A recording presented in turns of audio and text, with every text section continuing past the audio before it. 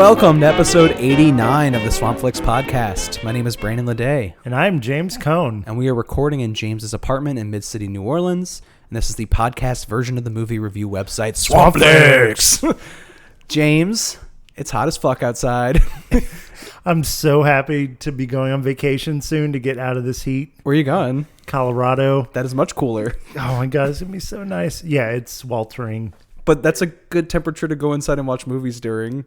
Yeah, true. Which I feel like I've been doing a lot of lately. Have you been going to the theaters? Yeah, I've actually been making the trek out to Zeitgeist to watch these like artsy fartsy movies. They have this series called Wildfire right now that's like queer cinema. Have you seen anything good? Yeah, I saw this documentary on Cassandra Exotico, who's like this drag queen wrestler from Mexico, who's really great. Okay. And saw this other documentary about like a drag queen competition in the 60s called The Queen, which feels like an early precursor to like Paris is Burning and RuPaul's Drag Race. And I had never even really heard of it before, like a year ago. Now it's like restored and on the big screen, which is really great. But I've also been watching a lot of trash in my living room as well, which is more of the kind of stuff we're going to talk about today.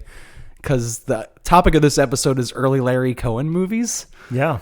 But before we get into that, what have you been watching in this sweltering heat? Recently, I've just been getting a lot of movies from the library, honestly. I haven't made it out to the theaters because I no longer have a car. Oh, shit. Yeah. That's new. So my car got towed in the Smoothie King parking lot. Ugh. And it was so expensive. I was just like, you know what? Just keep the car. You know what? First of all, that is like one of the worst parking lots. It's so tiny and cramped. I can't even imagine getting a tow truck back there. Well, the parking out in front of Yummy Yummy and that whole area, there's nothing. Oh, it's trash. There's nowhere to park. Yeah, I walk from blocks away. Well, it sucked because like it was during SummerSlam.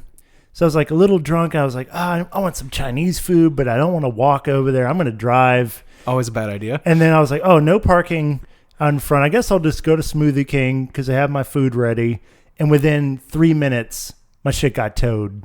Oh, wait. So there wasn't even a problem with the car? It was just the towing because you were illegally parked? Yeah. That's insane. Yeah, because I didn't get a smoothie. I was trying to get my Chinese food next door, and they have signs all over like, don't park here, you'll get towed. They were hunting for you. Yeah, he must have been just waiting like with binoculars across the street or something. Looking for wrestling fans who are in like desperate Chinese food situations. And again, like the car has so many issues that I was already thinking about getting rid of it. So I was like, all right, well, this is a sign, get rid of the car. So anyway, haven't had a car, pretty much had to hunker down here at home for the last week. So mostly been getting stuff from the library.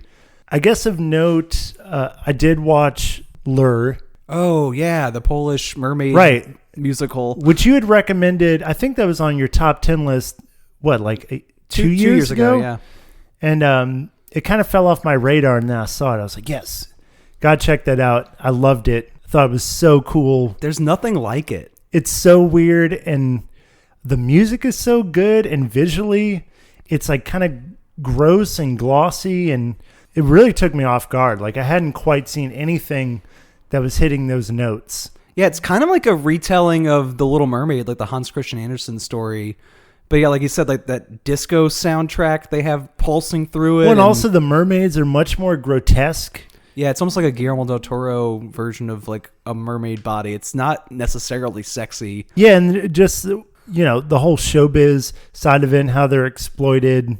And again, like the musical numbers were so good. Like I really thought it was like a unique picture. Like I will not forget that movie. I was lucky to catch that at the Broad, like the 1 week it played there. Mm-hmm. But I bought the Blu-ray and been watching it a bunch of times just because, yeah, there really is nothing else like it. Like it's a very special movie.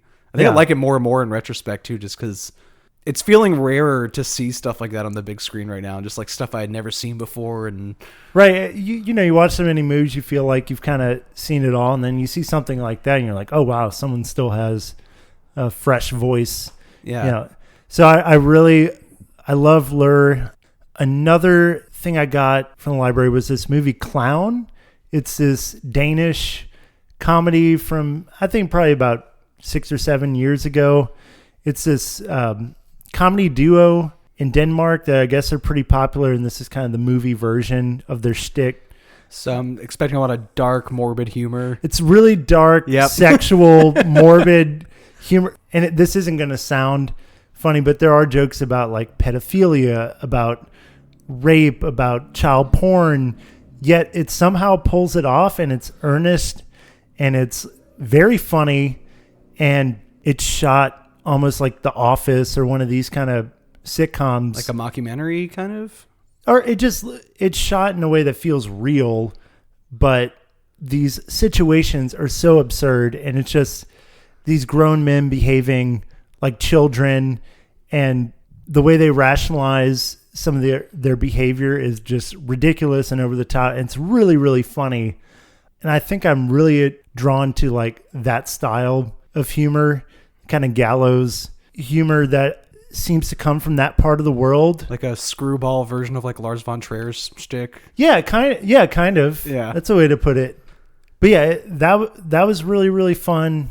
And a third movie I wanted to touch on that I really hated, and then I read a review that you wrote literally the next day of Daddy Issues, which I did not know what to make of this movie. I don't know. A part of me like really despised it and thought it was just vapid and had nothing to say. But then part of me kind of liked the glossy music video look of it. And I just think I really hate it. Honestly, I don't know what to make of this movie. I like it, but barely. And I think like 90% of what I like about it is the costume and production design. There's a lot of really beautiful pastels and glitter makeup. And all these kids are like on social media all the time in these like very over decorated bedrooms. It looks like the front of like a Trapper Keeper, but like as an entire room. Or it kind of remind me of, we've talked about Cam a lot. And it has that sort of aesthetic. There's even like a baby blue like sex dungeon because one of the characters is into this like age regression like sugar daddy kink. Well, and the sugar daddy thing I think is what really threw me off, is because I actually thought the sugar daddy or the daddy character was the most interesting, and then towards the end of the movie just his character flips to where it doesn't make any sense, and then I'm like, I don't know what's going on. I can't root for anyone. I don't care about anyone. Maybe that's the point. I think we're too old for it. I think it is designed for Generation Z in particular. And it has a lot of this like very online speak about like queer theory and like, just because I'm a woman sleeping with another woman doesn't make me this. I'm not like, it's all about like identifiers and like stuff like that. But it's also very melodramatic. And what I found interesting about it myself was that it feels like a Lifetime movie for people under 20.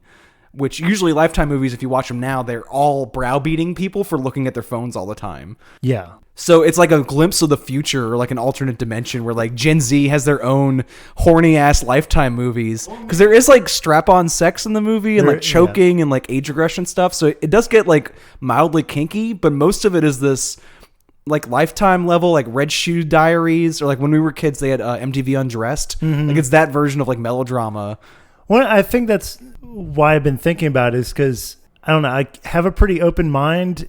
Every once in a while, though, I find a movie where it's like, this is not for me, and I can't quite parse out where this fits, you know? Yeah. So I just thought it was like an interesting movie. It's like hearing dubstep for the first time. You're like, what the fuck? Like, what is that? And in a way, for? it reminded me of the criticism that Spring Breakers got, which I rewatched that recently and loved it. But, you know, that got criticism. Oh, it's just a long music video and it has no depth to it. And I thought that movie was great because I thought it actually was trying to say something by having a lack of depth, whereas this movie really felt vapid. But maybe I'm just too old. It's not for me. I think it's a very specific version of like horned up melodrama trash, but for a younger generation than us, which I found interesting. I wouldn't call it good. I think I gave it like a 3-star review just as like a weird. Yeah, I think you were a little more kind than I was. But the look of it is nice. Like I like looking at it. Yeah. Like the DIY like makeup and like fashion design, and it's really cute. Yeah. The artwork that the main character does is horrible. Awful. Yeah, it's so.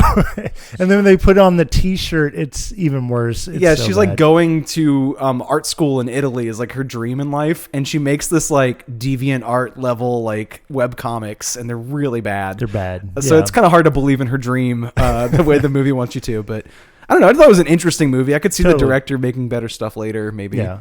Well, so that's kind of what I've been watching. What about yourself? Besides the stuff you mentioned earlier. Yeah, the Wildfire series at Zeitgeist has been cool, but at my house, I've been investigating this thing that I've been thinking about for a while. Mostly because Hobbs and Shaw is in the theater right now, and Jason Statham is like getting pushed really hard in it. I saw that movie and I didn't like it. I heard the action, like set pieces, were pretty outrageous and fun. I mean, the problem with the Hobbs and Shaw for me is like it's winking and joking. When like what's fun about Fast and Furious is it has those over the top action scenes, but it's played so sincerely and with all this like again melodramatic speeches about family and like heart. Mm-hmm. So when the movie actually like jokes along, is like, isn't this funny that we're doing this goofy action movie? It kind of ruins the magic.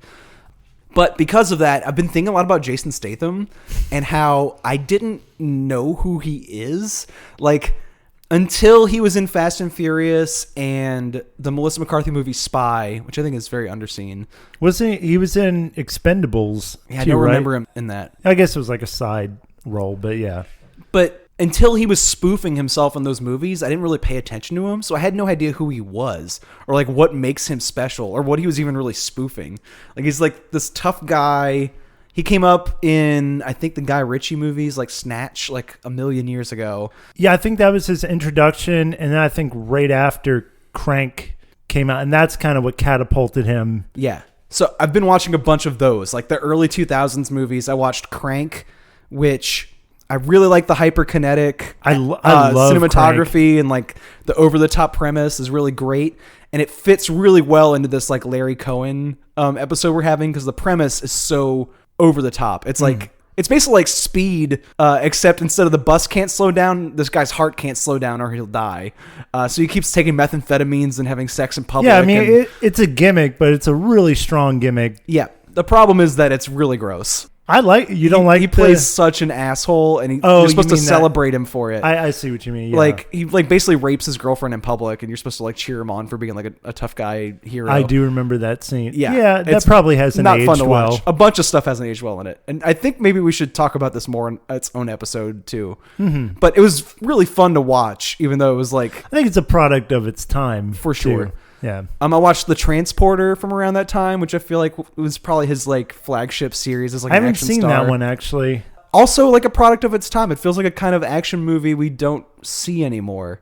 So maybe that would be fun to watch too. Mm-hmm. And I watched this one that Larry Cohen wrote late in his own career called Cellular. Yeah. Jason Statham is a bad guy in this one, and he has, I believe, Kim Basinger locked up in an attic. And she makes this phone call out to Chris Evans on an early Nokia brick telephone. And Chris Evans can't let the cell phone call drop or Kim Basinger will die. Another like Crank-like premise. And he goes around the city like trying to save the day without dropping this call. It is bad, but it's the kind of like over-the-top, ludicrous, fun, bad that I want out of like Larry Cohen movies. Well, and it's funny that he went from like directing to later in his career going just to screenwriting, but I know he did Phone Booth and Cellular. He was just like obviously attached to like technology. He might have did that one where Ryan Reynolds is in a box with the phone too, maybe. It sounds like his kind of thing. It sounds like his shtick. Right. Also, it helped me solidify who Jason Statham is. Like I get it now. He's an asshole. In every one of these movies, he's just like an asshole you instantly hate. He's like such a dick. Sometimes it works better than others. Like when you're supposed to celebrate him, you're like, this is like this macho thing I can't get into. But when he's like villainized, like when he was first introduced in Fast and Furious, it's really compelling. It's like, oh yeah, this guy's a dick and I want to see him dead. But he's like an indestructible monster. Right. You know? And he looks like a penis. And then in Hobbs and Shaw, when it's him and The Rock bickering and like joking about how they don't have like, oh, you don't have a dick. Ha ha ha. Like that's the joke. That's not funny or cute. So I don't know. His assholism can be weaponized correctly and incorrectly. So they should play to his strengths. Yeah. Make him a dick. Whether or not you're supposed to like him, that's fine. Just make sure that it's clear that he is a dick. And it works out pretty well. So I don't know. I think I could do a whole episode talking about Jason Statham. I think we should because I'm a huge fan of the Crank series. Yeah, we should talk about the sequel too is really fun. I haven't seen that, so maybe that'd be a good place to start. Yeah. Well, today, like I said several times, more Larry Cohen. Yes. Who just died this year? Yeah. And I don't think I really paid much attention to him before this year. I think I got into him very soon after he died, but I wasn't aware that he had just passed away.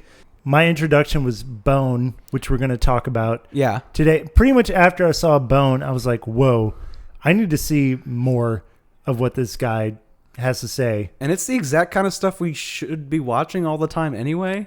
And it's kind of just wild that we've delayed it this long. But it's going to be a fun episode to talk about this stuff, I think. Definitely. It's exactly in our wheelhouse. Yes. And all that's coming up to you right now. If this had been a regular studio picture, I couldn't have done that. You would have had to get approval from the front office. You would have had to write the scene. You would have had to send it in. It would have to be budgeted. Yeah. 55 people would be involved in the decision-making process. I was down there the next day shooting what I wanted to shoot, and it worked out great. And now it's time for our Movie of the Minute. This is where hosts of the show bounce back and forth recommending films to each other.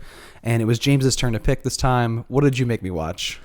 So I made you watch Bone, which was my introduction to Larry Cohen. And I believe his first job as director. Yeah. What I find really interesting about this is watching some of his later films. He tends to always come back to a social satire of some sort, but he usually wraps it up in genre trappings of like a police procedural or something like that. This is the only movie I found from him where it is straight up social satire. It's disguised in its advertising as like a blaxploitation piece, I think. Yeah, I think it had 3 different titles. One was Dial Rat for Terror, which is a great title for not this movie, for like a different movie. Yeah, and there was another one too. A Bad Day in Beverly Hills was one. Yeah. And probably several others. They used to market them differently on different drive-in circuits, kind of like how wrestling used to be in like different territories. Well, I watched a trailer that definitely played more into the blaxploitation, like, oh, a black man is coming in and raping white women sort of thing. And I think the first 20, 30 minutes of the movie play into that trope enough to hook the audience if that's what they're looking for. Obviously, what is delivered is way different than that, though. It's presenting itself in that context to hook an audience, and then it delivers something much weirder, maybe. Yeah, or has much more depth, I would say, than just a typical... While still like playing into that, I think that's what makes this movie really murky. It made me very uncomfortable watching it. I was afraid to watch this when you brought it up. I'm like, I'm not going to enjoy this. This is going to be like really uncomfortable. And I mean, once you push through, you realize it's actually like really intellectual. Very much so. It feels like a stage play, like Who's Afraid of Virginia Woolf or something like that, where it's cerebral, I guess. Where like most of his movies have like social commentary, but it's like you said, buried under like genre tropes. Yeah. In this, it's like just commentary, almost like surreally expressed in like this sort of like feverish way. And just the basic plot is there's this very seemingly wealthy couple in Beverly Hills. I think their names are Bill and Bernadette. Bill's a used car salesman. Bernadette's sort of the trophy wife. And they find a rat in their pool, and they go to call the pool people. And as soon as they do, this large, very charismatic black man who looks like he escaped from prison, played by Yaphet Kotto. Seriously, like his performance in this is fucking riveting. Oh, it's great. It's so good. And it has this like tense energy, and it's like palpable how uncomfortable he makes them feel. He basically shows up, and initially they think he's there to fix the pool, and within seconds they realize like, oh, this is not someone here to help us. And he basically kidnaps them and tells the husband like, hey, go get money from your account. If you don't show back up in like an hour, I'm going to rape your wife. So that's pretty much the plot. You have to see how, like, reading that on paper, I was like, I'm going to hate this movie. Yeah, and just saying it sounds sort of dirty. Irredeemable is what it sounds like. It's like, how do you dig yourself out of that hole? Because it does not sound watchable. But it's so compelling. Yeah. And so I guess you need to get into why this movie works. Like, the first, like, 20, 30 minutes feels really exploitative and, like, nasty. And I think once you get through that, there's a lot of depth and a lot of commentary on late 60s, early 70s culture that I think is really on point and still kind of what we're dealing with now. Still, like, a lot of these issues haven't gone away. Racism, obviously. Also, like, just the structure of, like, the Western marriage. Like, this, like, couple hates each other. I mean, Who's Afraid of Virginia Woolf was not just, like, a throwaway comparison. Like, they're pretty similar in the fact that these people just, like, have this, like, seething anger in every exchange, and they're supposed to be, like, this happily married couple. Just, like, fake wealth. Like, these people, like, portraying a wealth that they don't actually have. That's a good, maybe, entry point to what I think the social commentary is, which I really wanted to dive into, because I think that is what makes this movie really important and, like, really thought-provoking. And I feel like it's really approaching these issues head on in a way that makes you uncomfortable, which I really like about it. Like, sometimes I feel like social commentaries are playing it safe a little bit, and this one feels very dangerous. Maybe the most dangerous I've seen this kind of genre played. I mean, when else could you have made this movie besides the early 70s? It seems like it had to be made then or never. What I was kind of thinking watching it is sort of the post-60s or post-Vietnam, like, hangover that was sort of happening. So to go back to what you're saying about wealth. So you have this couple where on the outside they seem very wealthy, but then you found out early on that they're actually drowning in debt. And again, like, that's still relevant in the sense of, like, so many people are in credit card debt, or you have the housing crisis where people are trying to portray that they're, like, living this middle class, upperly mobile life when really they're hundreds of thousands of dollars in debt. And so, like, that's just one little issue that this movie touches on. Another one of their lies, just to tie into what you're already talking about, is they pretend their son is, like, a hero and is doing well. He is a prisoner from trying to sell dope. Yeah. After the Vietnam War, like after the war has already ended. Yeah. He tries to profit off of the, like, locals there with, like, drugs and ends up in prison. So they just sort of, like, make up this, like, better version of his story and lie about it. And yeah, a lot of it is, like, fake status like that. So Bone thinks he's, like, invading this house to exploit these people and, like, take what they have. And the more he digs, the more he realizes they have nothing to offer. So there's, like, layers of commentary. I do think race is a huge one, and probably the one that would make modern viewers the most uncomfortable. I feel like Bone's character is really hard to kind of figure out. I watched this documentary called King Cohen. Oh, how was that? It's not great as a movie, but, like, if you want more insight into, like, Larry Cohen's career, it's interesting because they go through, like, all the phases of his career and, like, interview people and show clips. It's a good introduction to him, but it's not a well-made documentary. Like, it's not going to blow your mind or anything. But Yaphet Kotto says, like, I still don't know who or what Bone is. He's like, he seems like this mystical creature and, like, not a real human. And he just sort of, like, appears out of the woods in that way. Like, there's just something almost, like, magical about him. And he's there to, like, expose this, like, hypocrisy in this, like, white couple's house. What becomes clear watching the movie through the end is, like, he initially is playing into their fears of black men. He's playing into their racism and trying to scare them by embodying the stereotypes that they believe. But I think what's an interesting twist on the character is there's a few scenes where it seems like he's saying that he actually has internalized it. He says, I'm a big black buck doing what's expected of him. Right. That quote. Which, you know, again, like, it makes your skin crawl. But I think that's getting at something that's really interesting about any marginalized group that starts to, like, embody or, like, internalize their own stereotypes. And I mean, it's not just Black American. There's so many groups that do that. And that's, like, a hard thing to talk about in a movie. And I feel like this one actually tries to approach it honestly, but it straddles that line of, like, being a really thoughtful social commentary and also playing in to those same stereotypes. And that's what makes to sell movie tickets specifically. Yeah. And that's what makes it feel dangerous. Like, yeah. Part of what helps is, like, over time, the power balance of what is happening in that house shifts entirely, where like it starts off with him, holding this woman ransom, saying, I'm going to rape her if you don't come back with money in the next few hours.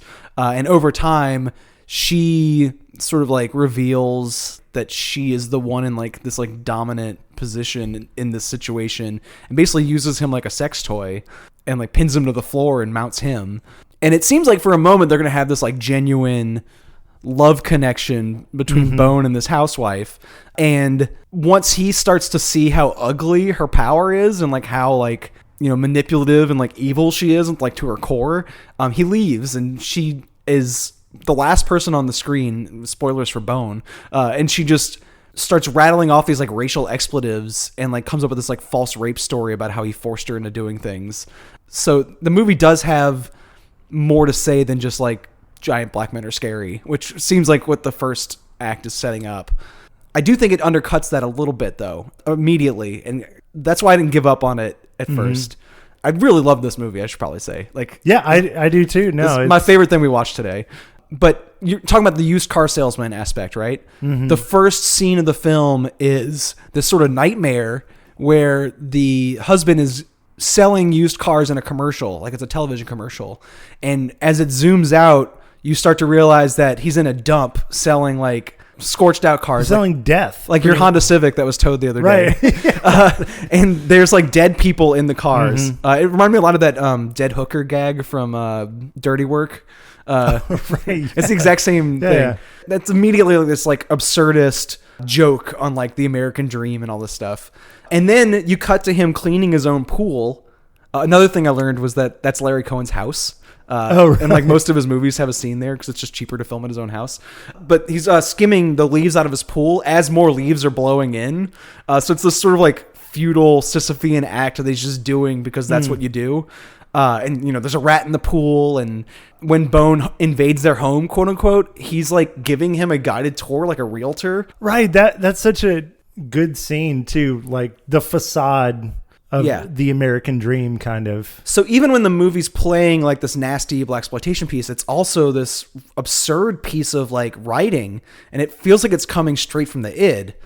Earlier, you said Larry Cohen shifted away from a director later in his life and basically just wrote scripts. Screenwriting, yeah. He started off that way as well. He just wrote tons and tons of scripts and sold them like crazy. Like he would just sell movies and TV shows like it was nothing. If someone took a project out of his hands and did something he didn't like with it, he would spitefully write like 3 more movies. Like he's just like always producing. His idea for Bone was, I'm going to sink my money into this project where I have total control and no one can change what I put on the page. He was frustrated by the fact that every time he wrote something, he couldn't change it as they were making it and like adjust and make things better. So what he did with Bone is he wrote it in a week straight. And it has that sort of like dreamlike, surreal. It does, yeah. What do you call that? Stream of consciousness feeling. And as they were filming, he was writing more and shifting the dialogue and changing it. And because of that, the movie's constantly surprising and surreal and feels like a weird dream. Well, I think all the movies we're going to talk about today have this loose, improvisational feel to them that I think is really endearing. It doesn't feel like manufactured. You can't really put it in a box. It's just like it's constantly shifting and dreamlike. It's obviously coming from one person's brain. And well, and the fact that like all the ones we're talking about today, like he wrote, produced, and directed all of them rapidly. All of them so very this quickly. Is obviously like his vision. It's pretty amazing because I feel like in this one and Q, which we'll talk about later, the dialogue is really clever and like super well written, and like he did that in a week. I don't know, that hats off to him. And the performances match it in this one, which I think is what makes it one of the better ones we're going to talk about today, or my favorite one, because the performances are just odd. It reminds me of like early Tobe Hooper movies where everyone is like sweaty and just acting weird and like manic, almost like as if everyone's on the same drug, but no one knows what drug it is. Like it's not disclosed to the audience what they're on. There's this one character in this movie that I think is the best plot line, I think, subplot, which is the woman that the husband gets distracted with at the bank and takes her on as like a mistress. And then she goes on this very long monologue about how she was molested in a movie theater as a kid. And just like the stuff with the racism commentary in the beginning, it dangerously veers from like actual erotica to comedy to like deep despair and like actually taking her trauma like seriously. And it does so like within sentences. Like she'll say something that's a joke and then a second later say something that's like really upsetting. And her performance is so committed in reading it like you would see like an off-Broadway, you know, avant-garde like stage actor in the 70s. And it's like incredibly compelling stuff and like one of the best like performances I've seen in a movie in like a long time, which I did not expect out of this film, you know.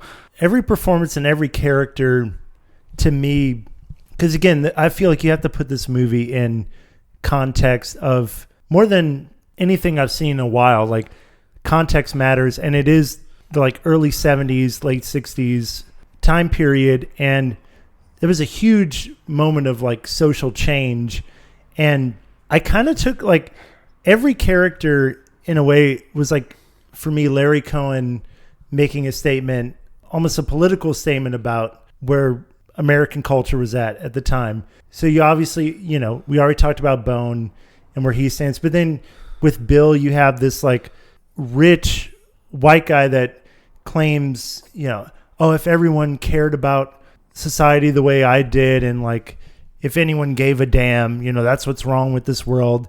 But you see how emasculated and ineffectual he is, and how insincere, I think, and too. insincere. It's like he's saying, oh, the world should be this way, but then his actions are the complete opposite. He does have one speech where he kind of reveals his true self, though, when he's like talking about how he has nothing to do.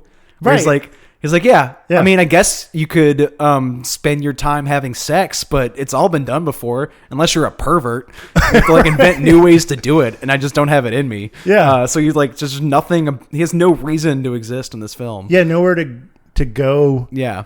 And then the Bernadette character, the kind of like this feminist wave is going, and she's kind of tethered to the past where she is this trophy wife, but she obviously, through the manipulation you see with Bone, and that she does kind of have agency, and it's kind of this question of like autonomy versus security sort of thing that's going on with her, which I feel like is really indicative of like the time.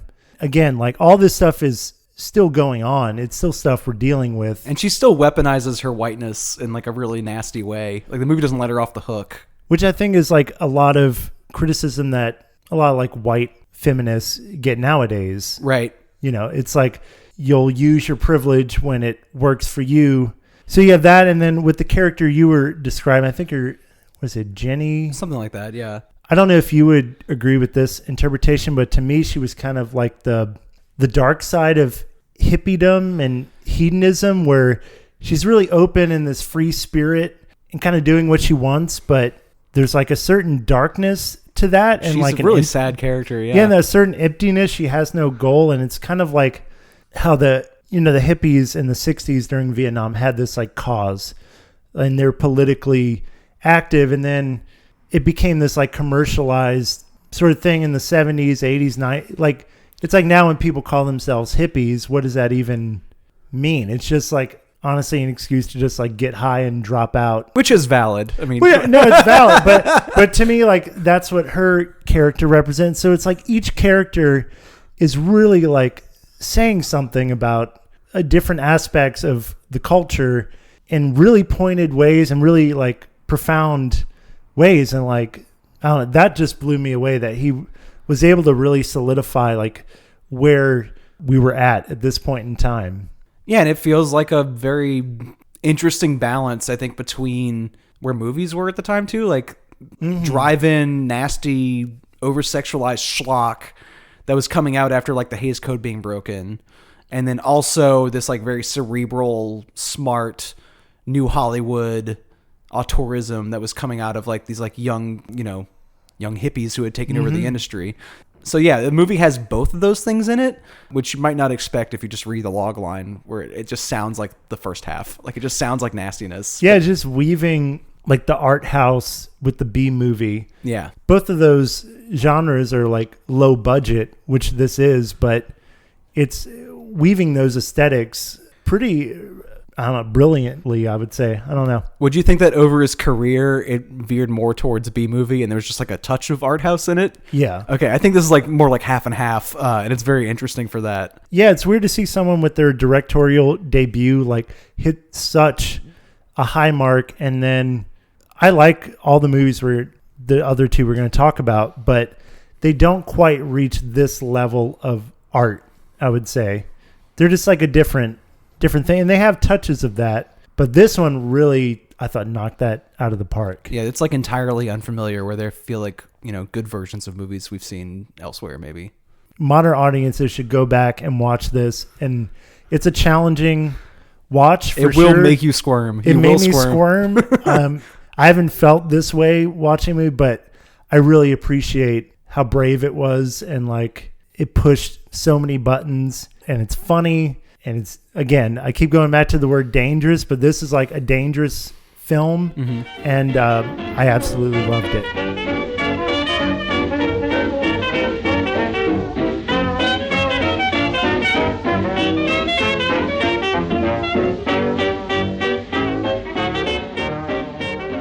There's a way in which plates are usually shot that allow the stop motion guys to be able to do their best. And Larry, of course, ignored all of that stuff. He shot stuff handheld. He didn't lock down anything.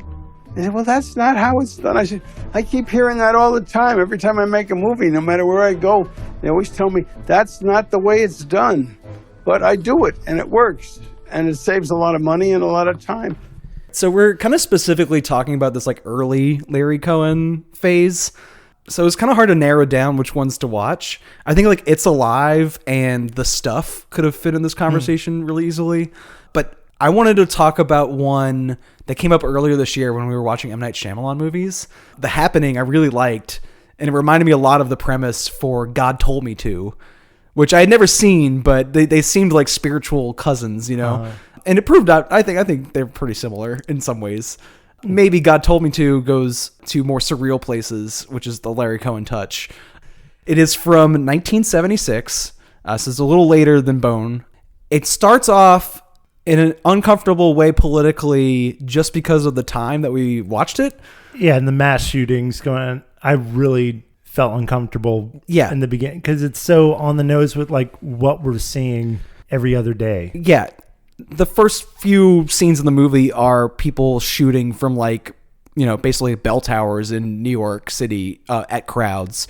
A thing Larry Cohen really prided himself on was like scaring real life people and capturing their reactions on film and using that for his movies.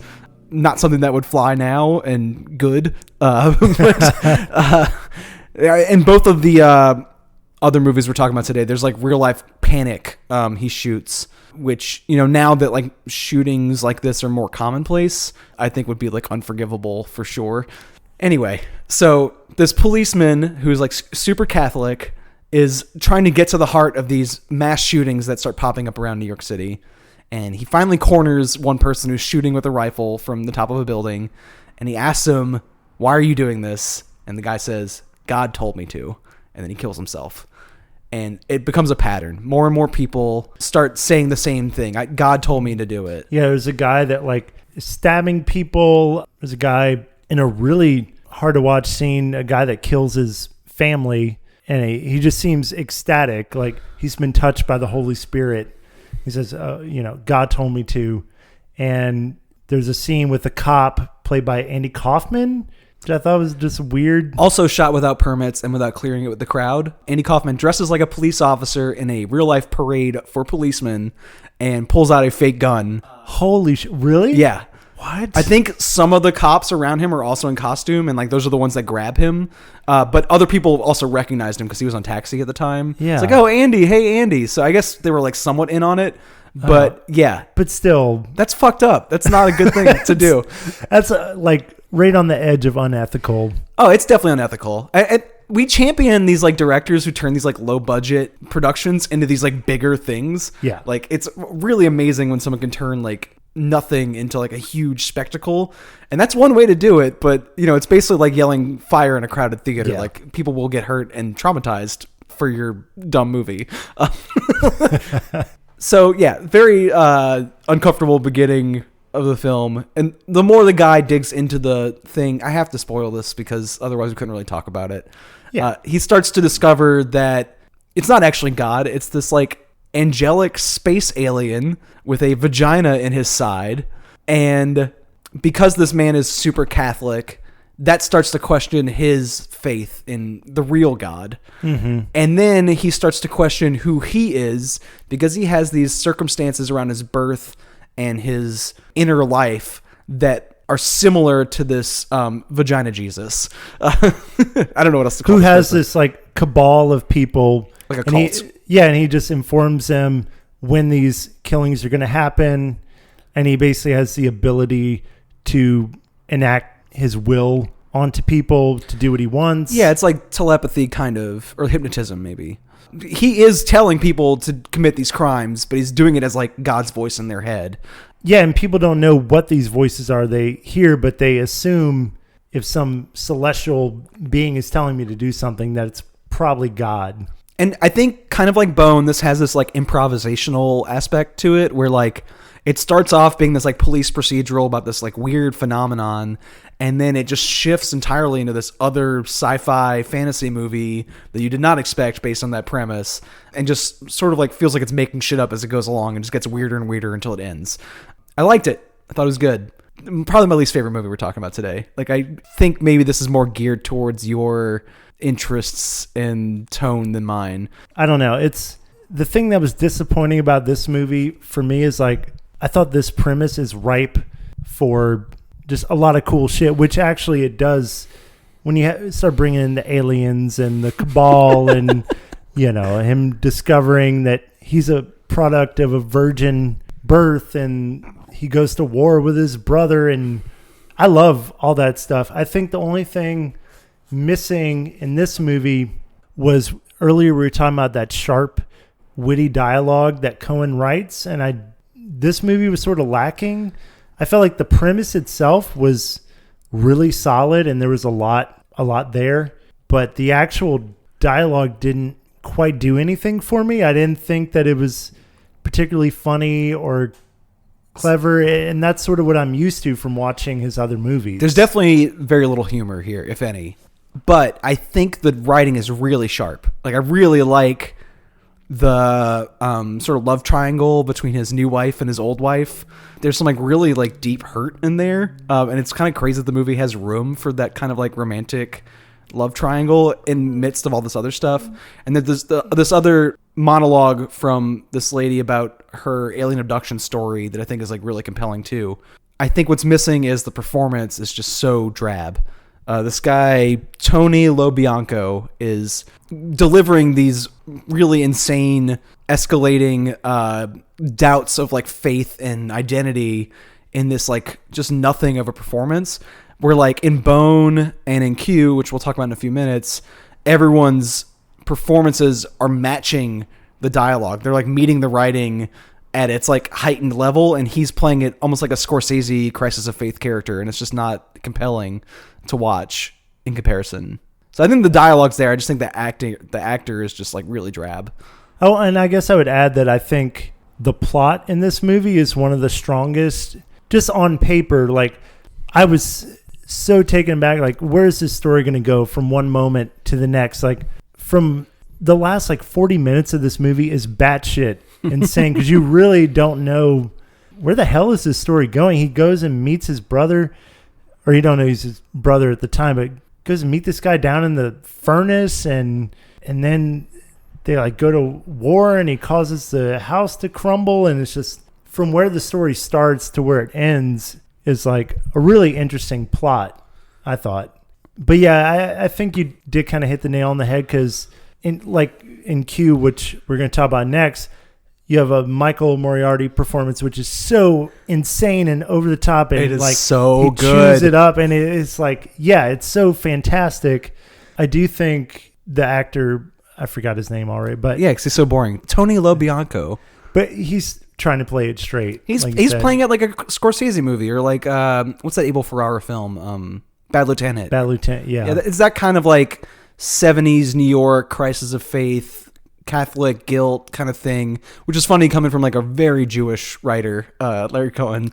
And another thing too, like with the social commentary with Bone, I felt was like super strong and had a lot to say. In this movie, I still thought it was interesting. I think I read something where Larry Cohen was just inspired by reading the Bible to make this movie, because he basically was like God is very violent.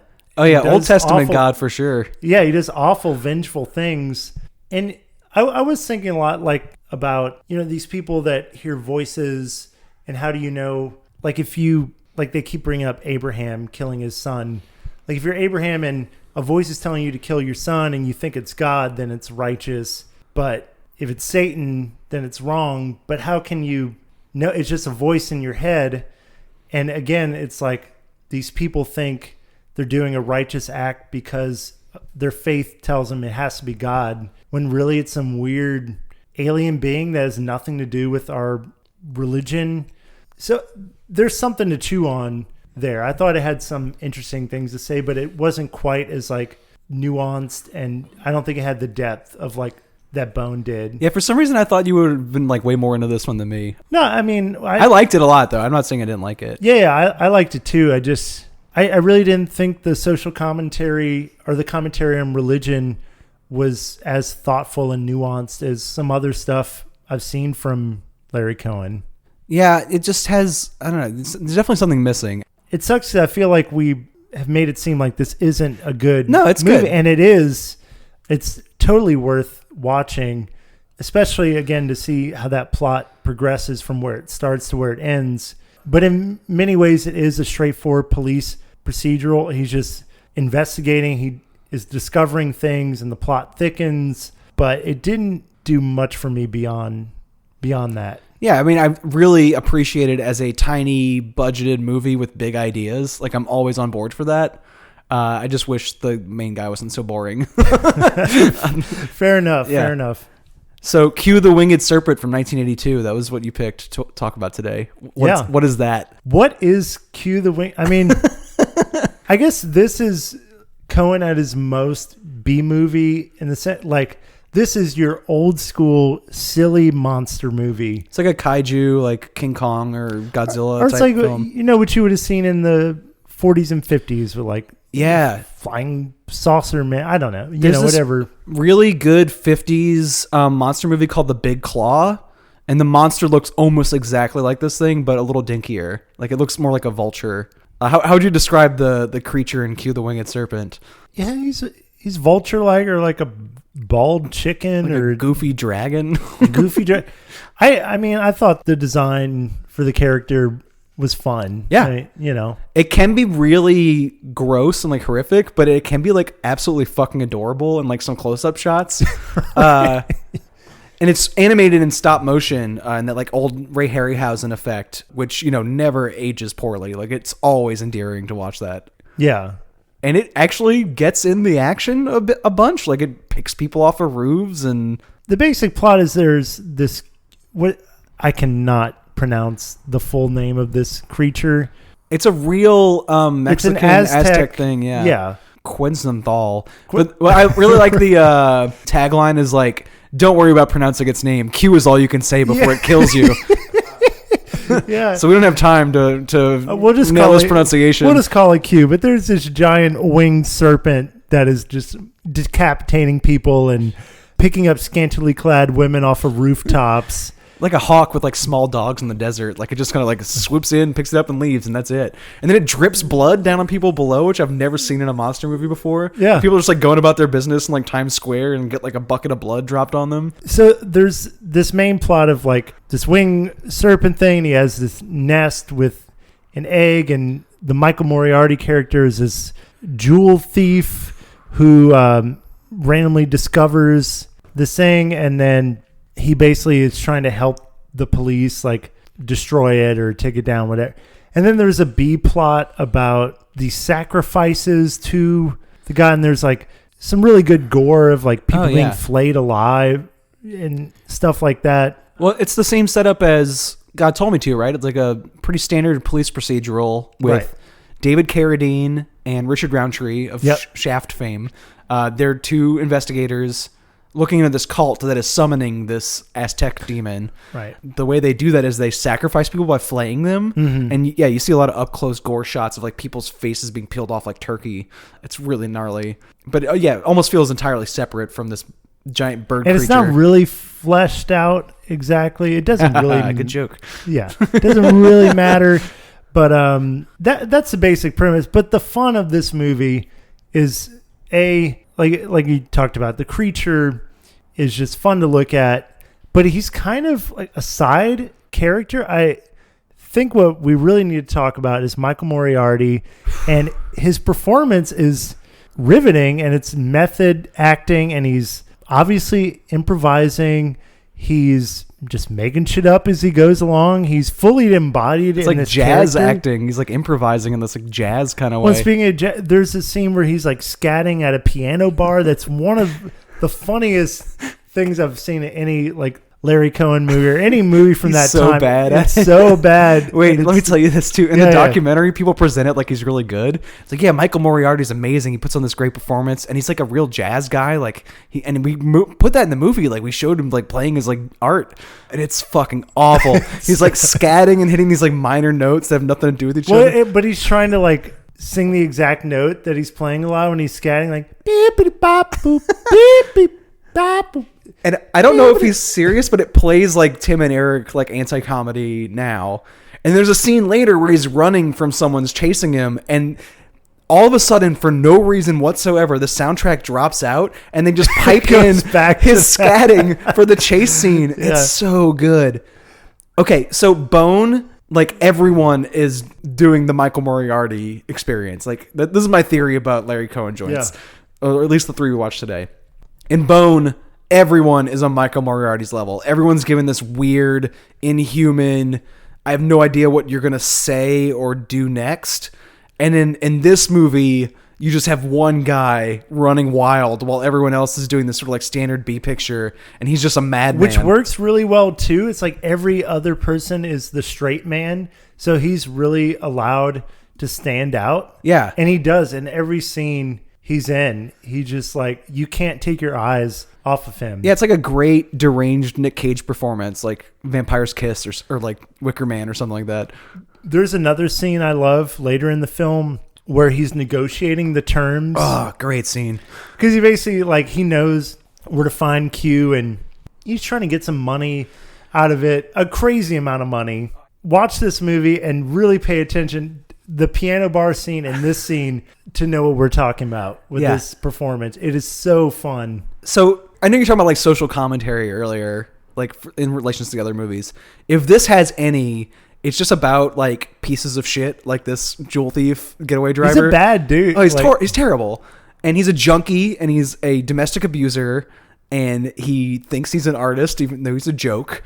In that boardroom scene, I think that's where it really comes to light. Like he has this one chance to be this like heroic savior. And instead he takes this small crumb of power that's like landed into his lap and just by abuses accident it and extorts the city for like millions of dollars and like book rights and picture deals.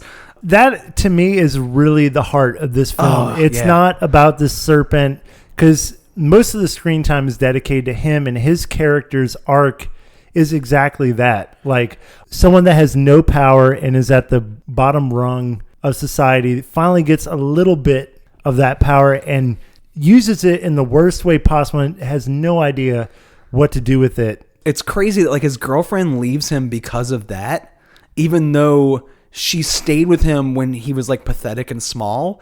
The fact that he was a junkie who kept like falling back off the wagon, or he like hit her a few times in his worst moments, that wasn't enough for her to leave him. But like seeing him abuse the power when he was no longer a pathetic creature and like had, you know, a moment to do something heroic and just like didn't have it in him, that's when she leaves him. Like, God, that is such good writing. Well, and it kind of has to be that way because a movie with such a small budget, you know, we can't have countless scenes of the Winged Serpent.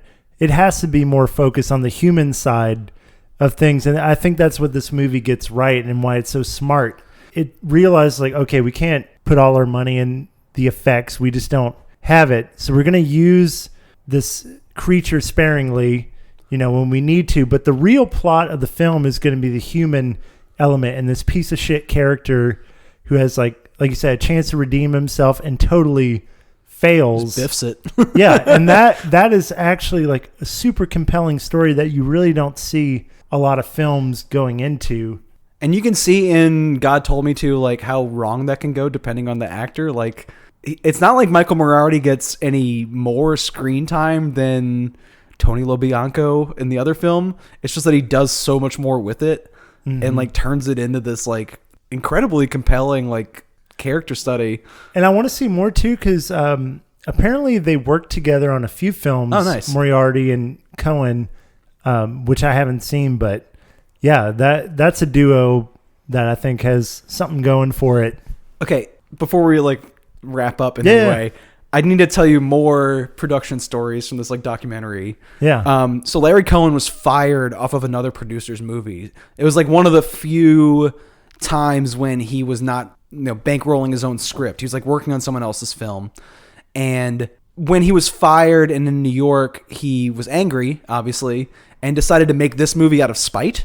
And just slapped it together very quickly. Just like wrote it in a like quick dash and then resolved that he was going to finish this movie before the movie he was fired from wrapped. Like from start to end, he was going to finish this one just to do it. I love it. So yeah, he threw all these characters together, which is kind of probably why those Moriarty scenes and like David Carradine squawking like a bird just feel like very improv-y, because it probably was like filmed on the fly. Yeah.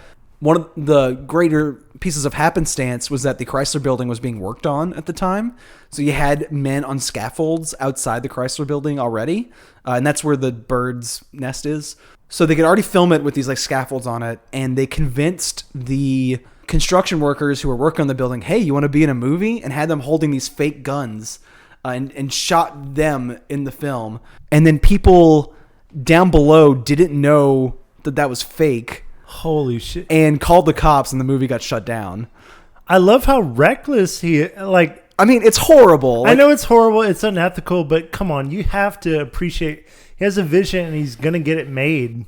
We have this, like, distance now, too, where it's like, oh, Cavalier, like, this is the early 80s, but, like, years and years ago, this is, like, run-and-gun, guerrilla filmmaking. It's crazy they got away with this. If someone did this now, they'd be, like, dragged through the media, and probably rightfully so. But it is kind of charming in retrospect that they got away with it, and that the movie like came out and like is immortalized and is incredibly fun to watch, and probably wouldn't be as good if they didn't have all that like Chrysler Building access and all these other things. When I think too, it's like, I know he said a lot of his movies, obviously, in New York City or at his home, because he didn't have a budget, so that's how you have to do it. But it makes it seem so much more authentic. It seems like real people on the streets, because it was. Yeah, he grabbed some real reaction shots. Yeah, and it gives it this like vibrancy and like this real feeling behind it that you don't get in a lot of like bigger budget studio films. So, I mean, dude, Larry Cohen, love him. Yeah. I feel like I need to watch the It's Alive trilogy. I've seen the stuff, but like so long ago that I barely remember it. I do need to see It's Alive. I've heard that's supposedly one of his best ones, which I haven't seen yet. So. With a character design from Rick Baker too, I think. Yeah, it's pretty cool. Yeah, and probably like dozens and dozens of other titles. The guy did not stop. Like he just wrote his whole life at a very enviable rate, like to be able to just come up with original ideas like this fast. And they're good. Like I haven't seen a bad movie from him yet. Yeah, if we were like sounding super negative on God Told Me To, it's only like because the other two movies today were like really good. Yeah. Just in comparison, it was like the least exciting of the trio. But yeah, that's not really a stain upon it. He just happened to write really good movies as well. But yeah, just watch some Larry Cohen. I mean, he passed away this year. Has a huge body of work that you should check out. And a lot of them are on Amazon and Shudder, so they're pretty easily accessible. In a couple weeks, we're going to do another Larry Cohen-esque episode. Me and Brittany are going to talk about Ready or Not, which just hit theaters this weekend. And because of that, we're going to do some like board game, children's game thrillers. Okay, cool. So that's kind of like a high concept Larry Cohen episode. And I really think we should do a Jason Statham episode after that. Maybe we'll get more I'm down. That. Yeah. I told you I'm a huge fan of Crank. Yeah. So I'll be down for That'd be fun. And in the meantime, check us out. We post a new movie review every day on Swampflix.com. And I'm also going to be guesting on that We Love to Watch episode about Dagon and Dreams in the Witch House from Stuart Gordon that I talked about last episode. It finally should be out around the time you're hearing this one. So check out We Love to Watch, check out Swampflix.com, and we'll see y'all in a couple weeks. Bye, everybody. Bye.